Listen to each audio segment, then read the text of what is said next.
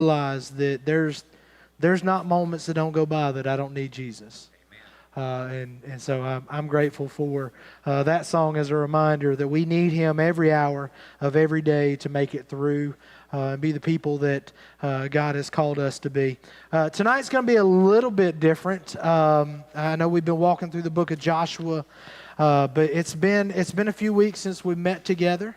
Last week we had VBS, which was a great week. We had a wonderful time.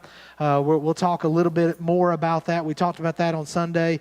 We'll talk about that a little bit more in our prayer request time.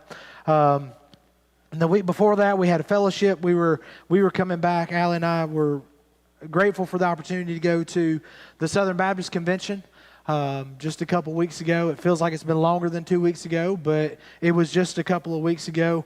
And so we've not met since then as far as our Wednesday night group goes. And so tonight I wanted us to kind of recap some of the things that happened.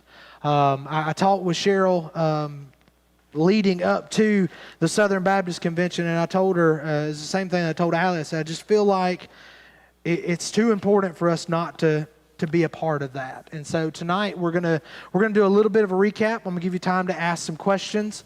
No doubt you've probably seen some stuff in the media. The news reported some stuff there that week as it wrapped up. And so I would love to confirm, clarify, whatever it is, any questions and stuff that you have. If there's some stuff that y'all have read through, we're gonna discuss those things as y'all need to. But we are fortunate to be a part of Southern Baptist Convention. We have a overall convention that's made up of thousands of churches and lots of members. I don't have those numbers, but there's some really good things that we're able to do through that convention, through that partnership that our church couldn't do on its own. We do participate in the cooperative program. It's probably one of the better things that Southern Baptists are known for, but it is something that is extremely beneficial. It puts missionaries out in the field. They're in places that we can't go. They're doing work that we can't do on week-long mission trips, on 2-month mission trips. They're building relationships with people that we'll never come in contact with. There's churches that are planted here in the States as well, that the cooperative program was a part of that. And we got to hear some of those reports, and those are the things that don't make the news media.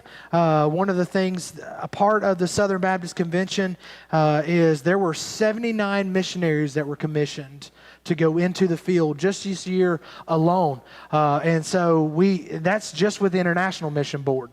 That's not the North American Mission Board. That is the IMB commissioned 79 missionaries. Some of them we got to see their faces. Some of them we weren't allowed to because of the places that they're going. So I would challenge you as a church, as a body, to be praying for your missionaries. That was something that they stressed to us, is that just because they work for the IMB does not mean that they are owned by the IMB. It is a Southern Baptist thing that we have. So we are tasked with praying for all the missionaries we have, but we have 79 of them that are going into the field, that have completed everything that they're supposed to, going to lots of places. And our prayer is that the gospel is spread through those relationships that they build, through the churches that are started, through the work that God is doing. And so we had the opportunity to celebrate with those missionaries as they were commissioned there. They do elect a president every year. Bart Barber was the president who was there. He has done 1 year as the Southern Baptist Convention president, and he was reelected to serve yet another term, which means it'll be his last. They get the opportunity to serve 2 years, and that's pretty much it. And so he was elected to serve. And I don't know your opinions on either one of them. If you know either one of the men, I don't know either one of them very well. I've seen the stuff that Bart has done this past year with all the things that have come out, and I feel like he has led effectively. And I watched him run that 2-day business meeting, and I felt pretty good about what I saw from him and his demeanor at the stage there, running the mic and dealing with other churches in our convention. He did a really good job of loving people from best you can tell in the couple of days that we were around him. There were some hot button issues and stuff that were talked about. I'm going to save those to the end because those are probably the ones that y'all would have more questions about. There were 9 resolutions that were affirmed. What those resolutions are is basically the messengers that are there. Southern Baptists make statements on political issues, hot button issues. I don't have all those listed out in front of me. They are not things that go in our bylaws. They are not things that go in our Constitution. They aren't things that we look and go, hey, it is Southern Baptist making a statement on certain things, and it is presented by the people in that room with the messengers there. Like I said, it's one of those where you'll see things that are put out, and I wish I would have printed those things off for you. But you'll see things that are put out in society, and Southern Baptists have the opportunity, and usually at the convention, they'll make their stance on those things. Generally, those things don't make it out unless they are really big political issues of that time. We didn't have anything that was major there, and so there were 9 resolutions that were presented. They were all affirmed. There were 8 motions that were passed at the convention, one of them being the cooperative program budget was passed. The cooperative program budget to fund missionaries and all the entities and stuff that Southern Baptists are a part of. That includes our seminaries. That includes Lifeway as a part of Southern Baptist. There is other things that we do with NAM, IMB, and all those. That budget was passed, and it is at $195 million. You may look and go, that's a really, really big budget. It is. But there was lots of conversation about the transparency of that budget because that is something that people are desiring that's not been always available in the past. But for the cooperative program, and though that is money that we give our percentage, and I wish I knew what it was. Cheryl, you don't happen to know that percentage off the top of your head, do you, that goes to CP? It's 11%, and which is generally what they ask for is 10%.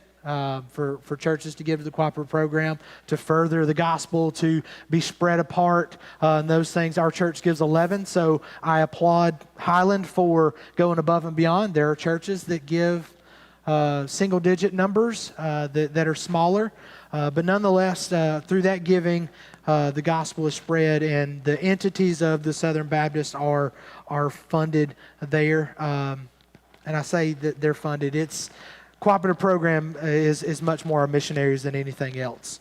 Trying to look at the ones that there was a bylaw amendment that was one of the things that has passed. It was an amendment to bylaw Article 3, and y'all are like, Josh, I don't even know what that is. But it would add a 6th point of a church being in good fellowship. That may be something that y'all heard on the news, is how do they determine if churches are in good fellowship? Because we're going to get down to some of the churches that were deemed not in good fellowship, and they appealed at convention. The bylaw amendment, though, it says the 6th point would describe churches that affirm, appoint, or employ only men as any kind of pastor or elder as qualified by Scripture. That is something that was... That wording is already in there, but it was added to our bylaws. It's already in the Baptist Faith and Message from 2000, but it was added to the bylaws, and so that was one that was sent there. The only other amendment to anything that is a statement of faith for the Southern Baptist Convention is the amending of the Baptist Faith and Message. They changed the word. It's always just said pastor. But in biblical stuff, as you study it, that job is seen in 3 different, not really 3 different roles, 3 different titles: pastor, elder, and overseer. And so those words were put into the Baptist Faith and Message. And this is what the wording says there if you want some clarification. It says, in such a congregation, each member is responsible and accountable to Christ as Lord. Its two scriptural offices are that of pastor, elder, overseer, and deacon.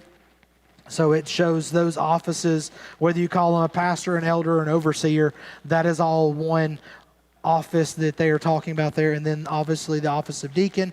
While both men and women are gifted for service in the church, the office of pastor, elder, overseer is limited to men as qualified by Scripture. And so that was the wording that was changed. And a lot of that came from some of the things that the executive committee had done this past year. They are tasked with a lot of different roles. One of those things is making sure that everybody that's part of the Southern Baptist Convention lines up in similar faith with one another. Some of the things that you probably saw in news media is there were 6 churches that were disfellowshipped this past year because of things that they were doing that do not line up with what the Southern Baptist Convention says that they believe. One of those was Saddleback out in California, and that was the public one that was seen. Fern Creek was one of those. It's up in Kentucky. And I don't remember, there was a church in Florida. I do not remember the name of it. But those 3 churches appealed the decision from the executive committee. And from my understanding, I don't watch a ton of the news, but my understanding is that some of that was there. Matter of fact, some of you asked me, hey, we saw this on the news, so what happened with that?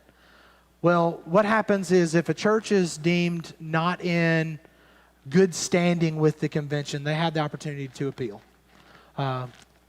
It's not one of those of, hey, we don't like what we're doing, we're kicking you out, and you don't get a say-so no matter what. No, they had an opportunity to send a representative to the convention to appeal that decision by the executive committee.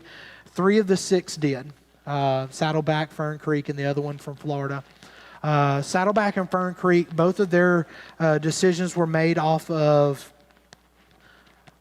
roles and pastoral roles that were given to women. Saddleback has been very open with theirs. They've ordained some ladies to some ministry roles that they have there. And matter of fact, I think they have a campus pastor who is a lady there. And so Rick Warren, he is the founder of Saddleback. He appealed on their part, but it was the disfellowship was sustained.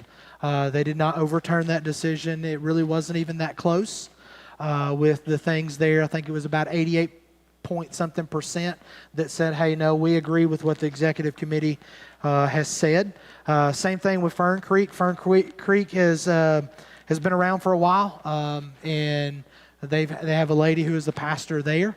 She's been the pastor for 33 years. I don't know the answer to the question because she asked it. I don't know the answer to the question, why now? Because she's been in that role for quite some time. But they were disfellowshipped, and that was sustained. The church from Florida that I do not remember the name of, Freedom Church, yes. That church, they had hired someone who had been investigated for sexual abuse allegations and stuff there. They hired him.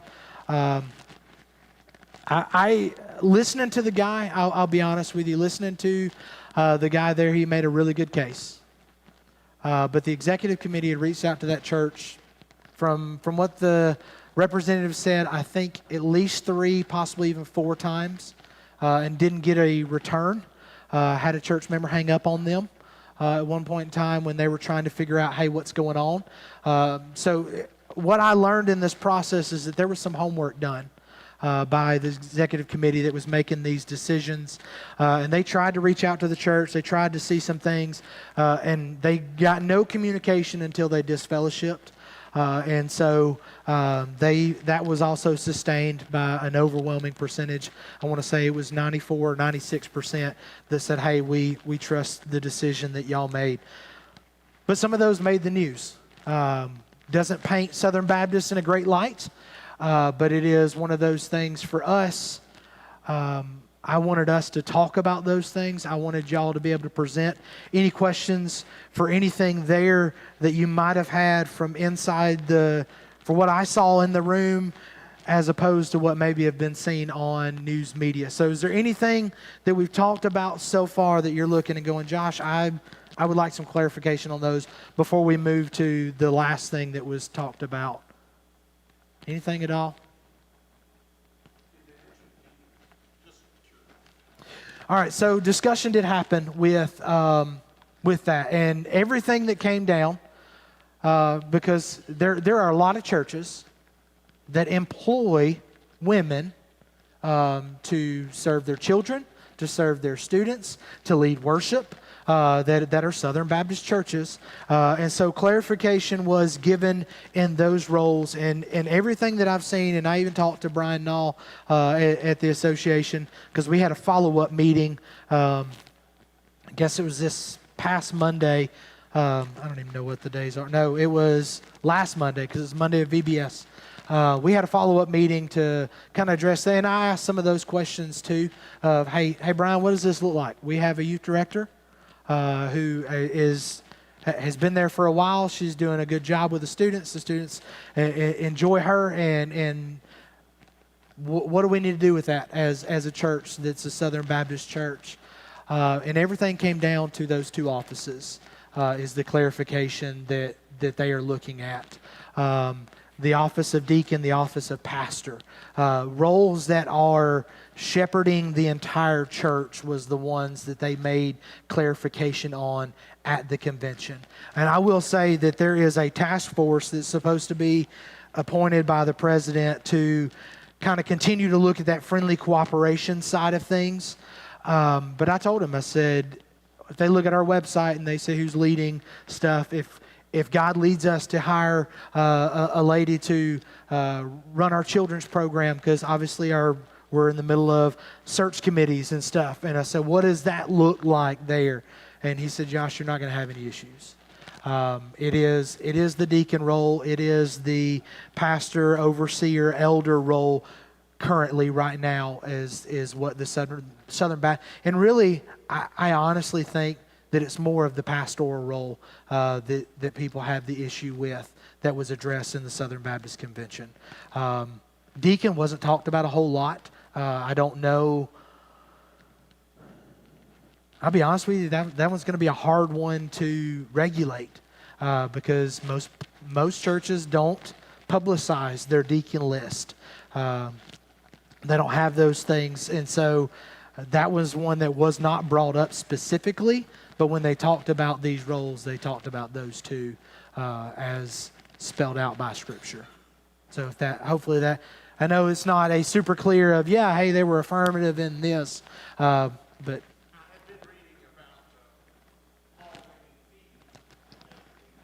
yeah. Mm-hmm.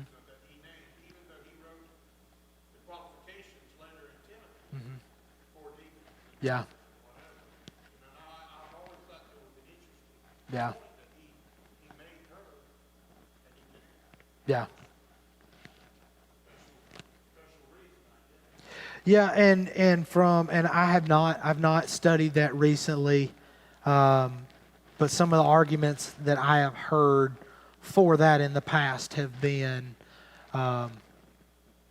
needing people to serve, and when people won't, you take the most qualified ones that do. Hopefully, Highland never has to address that. My desire is that Highland gets to a point where we've got enough people that want to serve that we're just finding places for people to serve and trying to find places for people to be able to fulfill their calling. But that is one of the arguments that I've heard towards that, but I've not dug into that and studied that in years, and so I'm not going to make a statement on that part of it without doing more of that homework there. But you are correct. I mean, that's everything you said is right. They did not address that convention wide. They spent a lot more time on the churches that have the ladies that are running it, as opposed to individual ones. Anybody else? Yes, ma'am. Mm-hmm.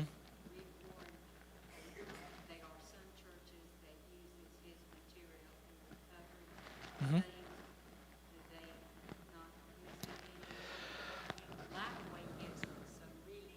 Mm-hmm. Yeah. Mm-hmm. Yeah. And Rick has been writing material for a long time. I say Rick like I know him. Rick Warren has been writing material for a long time, and he's walked through some of those are personal experiences with his family and such. And that's probably the hardest part with this is we get to a place where they've made some decisions that don't line up with necessarily what the Southern Baptist Convention says that they believe. So what do you do with those people? And the hard part is we can't look past everything that God has done through them. And for me, it's one of those is if somebody walks through something, then, and there's been lots of people over the past few years that we've had to make those decisions on. We'll get to the sexual abuse stuff that they talked about with the reform stuff that the Southern Baptist Convention is trying to do. But there were some names that were thrown out in initial findings with that that have some really good material out there. And so you look and go, okay, well, we have to make those decisions on our own. And that's my job to look and go, hey, for our church, we're going to choose not to because there's other stuff out there that is good. If it's the best material out there, then I'm going to look and go, hey, I know what this person's walked through, but this right here is really solid because we've gone through it. It's scripture-based. And so it's really hard to, because people ask that. People ask that for Lifeway, are you going to pull the books for the people who are disfellowshipped? Not everybody that they sell books to are Southern Baptists. Not every demographic that they reach is Southern Baptist. And so they were founded as a Southern Baptist Sunday school program, and that's where they started. And then now they started selling literature outside of just small group literature. And so that's where it goes all the way back to whenever they started. 100 plus years ago, as it started as the Sunday school program to write literature for that, and they've done a lot of things differently since then, and so they'll continue to sell stuff. Rick Warren has written some stuff. Y'all probably own some books. If you have your own personal library of some stuff, I'm not going to tell you what to do with any of that. That is your own personal decision on that. As far as stuff we use as a church, that'll be decisions we make as we walk through that. But that is the tough part, is to look and go, hey, I see the mistakes that you've made, and we've got to weigh those individually. We see the things that maybe we don't agree with. Maybe there's some theological issues there. Well, before we use something, we want to make sure that the theology of the stuff that we do use matches what we say. And we always got to be careful going back to that. That's the same across the board for Sunday school stuff. That's the same across the board for any of our discipleship materials. Stuff we use for VBS is we want to make sure that it's scripturally sound. We'll always be able to pick apart the names of the people who are attached to that literature. Because if my name was on there, you can pick apart things that people are not going to agree with that I say. And so we look at how does it line up with Scripture, what theology does it teach us, and that's how we make our basis on those things. But they'll continue to sell his stuff. Rick Warren has done a lot of good things over the years. They've commissioned a lot of missionaries. They've sent a lot of people. They've purpose-driven life, all of purpose-driven church. That has revitalized a lot of places. So there's no knock on Rick Warren there. There have been some decisions they've made lately that we don't agree with, that the convention doesn't agree with, that led to the decisions that were upheld at convention this year. So, anybody else? Any other questions on the stuff we've already talked about there? Clarification, anything on that? And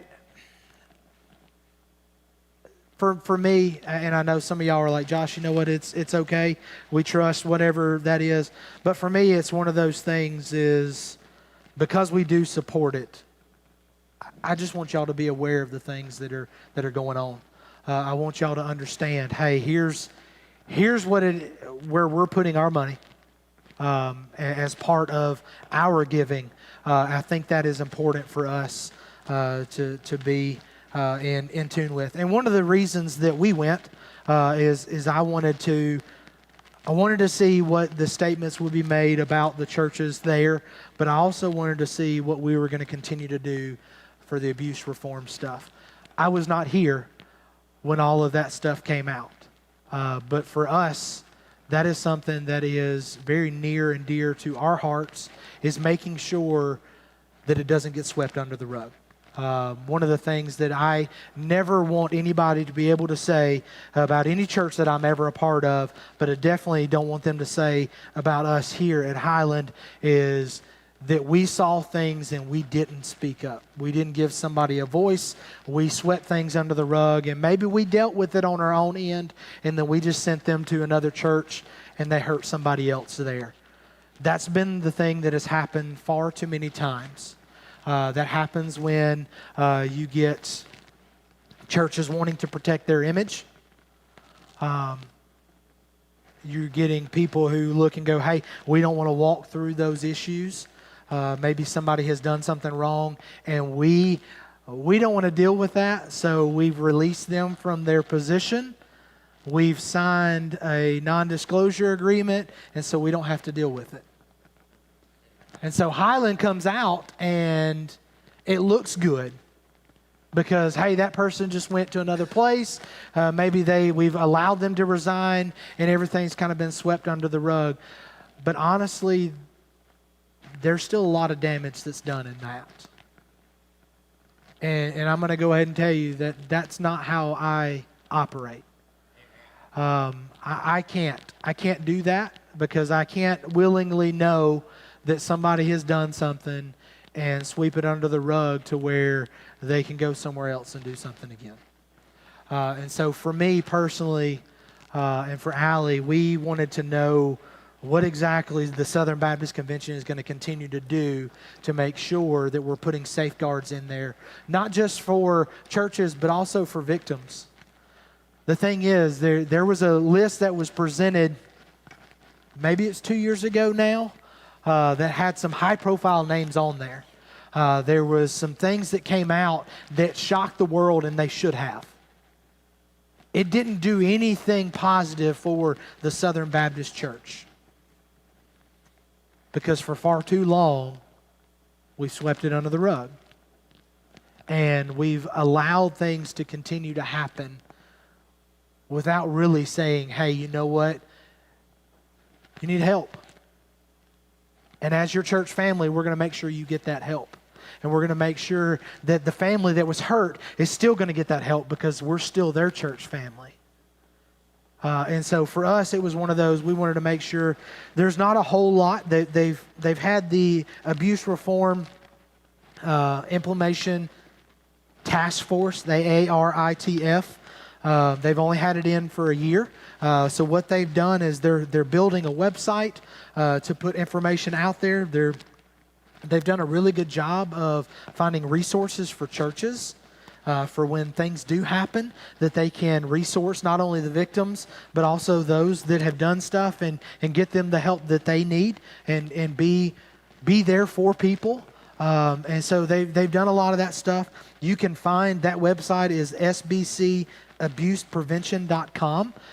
It is slowly rolling out. That website is there. The resources are there. You won't find any names on there yet because what they're doing is they're doing the background work now. Before they just transfer all the names that were on that list, they're making sure that everything has been done, all the due diligence there. So those that have been accused that aren't credibly accused, their name's not getting dragged through the mud before there's actual allegations. There's some firm standing there for them to say, hey, yeah, this is credible. Those that have cases against them, those that everything has already been out there and it is true and those things have happened, their names will go on that website. That'll be a public thing. It is a public domain. It'll be there for people to see, but it is one way that the Southern Baptist is saying, hey, we're not wanting to sweep this under the rug anymore. We're not wanting to look and go, hey, you know what, this is not, you don't have to have a SBC ID to be able to log in and see these names. I want those things. I want those for our church. As we bring people in to fill the role, we want to be able to have an extra avenue besides just background checks, to be able to say, hey, yeah, we've done our homework. We know that we're protecting our people. Because I've got a kid in children's ministry. I've got a kid that's about to walk into student ministry. I don't want to be the pastor that says, I didn't do my homework and my kid got hurt because of that. But it's not just for my kids, because even if I didn't have kids in those ministries, I would do the same thing for your children and your grandchildren as well. And I would hope that that's what we desire as a church family, is we desire making sure that we do what it is that we can to protect those children. I've had conversations with our security team and stuff in the past, and I tell them, hey, you know what? Wednesday nights are great. I said, but I'd rather you watch those kids. I said, I want to make sure they're safe. God will protect us in here. I want to make sure those kids are safe. I want to make sure the students are safe. So when the kids go out on the playground, I want to know that there's more than just a couple of leaders watching them. We have our security team also keeping eyes on them to protect them. We had lots of people volunteer for VBS. Our security team was all over our campus during VBS because children are important to us. I care far less about myself than I do the kids that come on our campus each and every week. And we've got to protect them. And the security team is great, but also vetting the leadership that we put around them is something that we have to do. We have to. We've got to make sure that we are protecting them because, hey, it happens far too often. And the statistics will tell you that, I don't remember the percentage, but it's a very high percentage. I want to say it's in the 70% area, that range, maybe even up into 80%, that abuse happens with people that they already know and trust. And so we got to protect that. I don't want to put somebody in that place that we say as a church, hey, they're okay, and they're around our children, and we just didn't know about something. So Southern Baptist Convention is continuing to walk through that. They're continuing to flesh everything out. It has been renewed for a year. The task force has. Whether or not the same members will stay on that, that's up to the president to appoint those members. Some people may roll off. Some of them will most likely stay on there. I've been in some meetings with some of the people on that task force, and their heart is to make sure that everything is put out there that is correct. They want the correct information displayed, but they also want to protect. They want to protect the people that they're supposed to protect. That's our children. That's our students. That's our churches. And so they're trying to do as much work as they can to give us resources, but also to give us information based off of their findings. And so the abuse reform was something that was really big for us in making sure that that continued, because that's important. And I think everybody in here agrees that that is something that we can't just look the other way. Kids are far too important. Y'all are far too important. The thing is, it doesn't just happen to children. It happens to adults as well. And we put safeguards in the office to protect against that. Some of you have met with me in my office, and you've met with me in my office with an open door, because I want to protect you. It doesn't have anything to do with me. I want to protect you. And so we have some of those safeguards that we implement, and we're going to continue to do so. And if there's recommendations I run across that I feel would be good for our church, then we'll implement those as well, looking at the resources and stuff that they put out there. But we want to protect our people. We want to be above board. We want to make sure that we're loving well, because we've got a really big job to do outside these doors. There's a lot of people that need to be reached. And we talked about it Sunday, is oftentimes we let things come in the doors that slowly tear apart His church. God has no desire for that. And so we're going to do the best we can to make sure that we protect the people who walk in and out of this sanctuary every week, that walk into these classrooms, that are part of our fellowships, that are part of our community outreaches, all of those things. We want to protect everybody there. Any questions on any of the abuse reform stuff? Clarification, thoughts?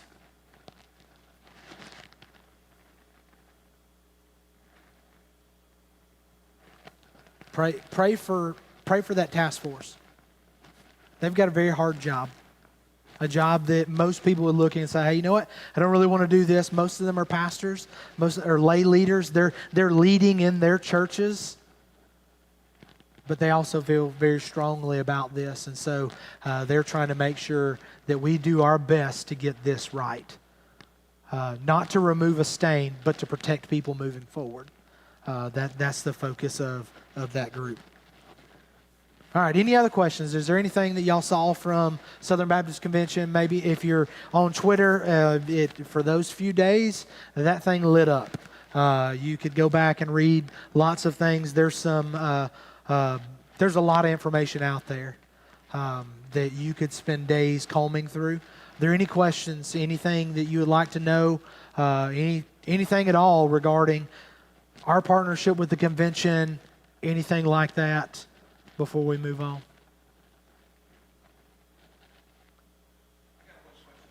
Yes. Just overall, in the entire convention, how would you sense the spirit of unity and mission, and all of that, and worship, all of that together? How did you perceive that? All right. So Brad asked, in the convention overall, for if you didn't hear his, how was the spirit of unity, worship? What was the other one you asked about? The mission. Okay. I will tell you, I was really nervous walking into it. Having been in student ministry, convention wasn't something that I always worried about. We talked about it when there were big things going on, but it wasn't one of those that I felt like I needed to be in the room. But standing up here every week, and knowing that we're sending money there, I felt like I owed it to y'all to be in the room. 2-day business meeting is not exactly high on anybody's fun list. But I will tell you, Brad, what I saw there was probably far more unity there than was displayed through social media or through anything else that you might have read about it. There were some people who pushed their agenda. They had their opportunity at the microphones.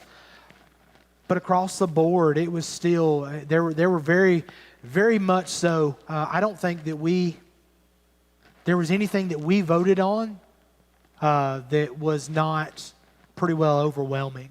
As far as positive with the ways that we voted. So I felt good about the state of the convention, sitting there with the unity that was there, with the mission. And we got to celebrate the things that God was doing. There's people that give reports. Every entity with Southern Baptist Convention has to give a report there. Just like we get our reports when we do our business meetings here, you get a snapshot of things. Every one of them got up and they presented a report. Most of them were 15, 20 minutes long of what God is doing in those areas. So the mission of the Southern Baptist Convention is still, hey, we're going. And so we're sending people. There's positive things happening in the Southern Baptist Convention. And even the things that look like hot button issues were overwhelmingly supported by the Southern Baptist Convention of the task force, the abuse reform, that overwhelmingly they still want to see that happen with the churches that were disaffiliated. Overwhelming majority had an agreement there after listening to both sides, the appeal and the rebuttal. There was overwhelming. So there was a spirit of unity. I was nervous walking into it, sitting through part of the pastor's conference on Monday, and then sitting through stuff Tuesday morning. When Tuesday morning rolled around, I wasn't real sure where it was going to go because we got to some heavy stuff early, but it was good. There was unity there. There's a like-mindedness of, hey, we stand firm on this. And that was the sense that I got, is the things that they brought up was, hey, this is what Scripture says, and this is how we understand that Scripture. And so there was a unity founded on Scripture and the mission that's founded on Scripture that we're focused towards. So I thought it was good, much better than I had anticipated with all the preview stuff I had seen going in. So, anybody else? You, in the very beginning, you talked about how many missionaries were commissioned and sent. Yes. There's no other organization in the world that supports their missionaries like the Southern Baptist Convention. Been there, That's right. done that. Yeah. I mean, we've got our own testimonies to that, but you're right. It is, and that is one of those things that we continue to send because the gospel's that important. And that was a message they tried to get across to us, and we got to hear some of the brief stories of where they were going and what they're going to be doing, and their call to the mission field. And it was really, really cool. I had not seen that before, and so it was really, really cool to watch. And those people were saying, hey, you're already sending us. We just need your prayers as we reach this people group, as we deal with these things here, and as we learn those languages, as we build those relationships. And I know y'all understand that, but it was really cool to see 79. And they wanted more. And that the goals are next year to have even more and keep sending. So it was definitely neat to see that. Anybody else? I know this was not a typical Wednesday night that we walk through. I promise that when we come back, we'll get back into Joshua and continue to walk through that as we try to wrap up that book over the next few weeks there.